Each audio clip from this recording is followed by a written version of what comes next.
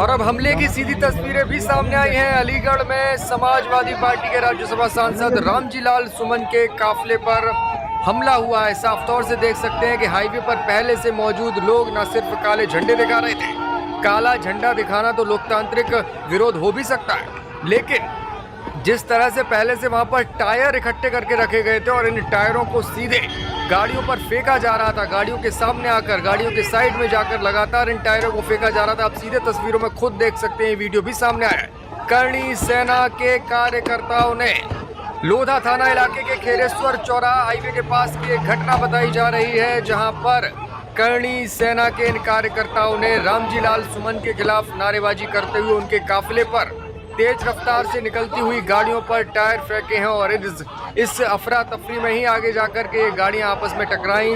हालांकि किसी के गंभीर रूप से घायल होने की खबर सामने नहीं आई है। रामजी लाल सुमन सुरक्षित हैं, उनका बयान भी सामने आया है। मीडिया के सामने आकर उन्होंने कहा है कि ये मेरे ऊपर जिस तरह से हमले किए जा रहे हैं गंभीर मामला है, लेकिन प्रशासन और सरकार मेरी बात को, मेरी सुरक्षा को सुनिश्चित करने के लिए तैयार नहीं दिखाई दे रही है। कहीं ना कहीं प्रशासन पर उन्होंने आरोप लगाया है।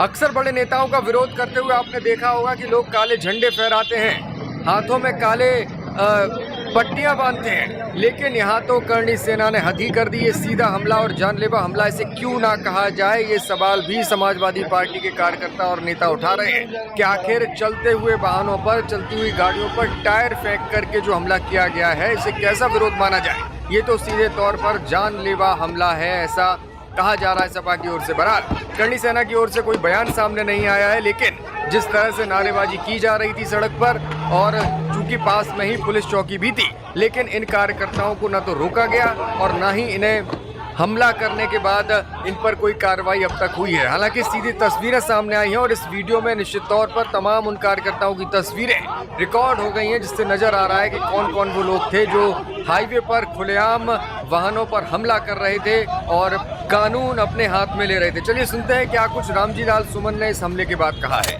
हम जानते हैं एक राजनीतिक कार्यकर्ता होने के नाते कि अगर किसी घटना पर गंभीर कार्रवाई हो जाए, सख्त कार्रवाई हो जाए, उस सख्त कार्रवाई से एक संदेश जाता है और जो पेशेवर बदमाश हैं उनकी हिम्मत नहीं होती। तो लगातार इस प्रकार की घटनाओं की जो पुनरावृत्ति हो रही है, ये बहुत खतरनाक है। उत्तर प्रदेश में जंगल राज है।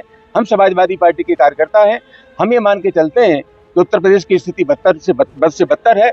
उत्तर प्रदेश के मुख्यमंत्री योगी आदित्यनाथ कहते हैं कि बिल्कुल अमन चैन है, रामराज आ रहा है, लेकिन उससे ज्यादा सटीक टिप्पणी सुप्रीम कोर्ट की है, जिसने कहा है कि उत्तर प्रदेश में कानून और व्यवस्था की स्थिति बहुत खराब है। अब आप जा रहे हैं सर?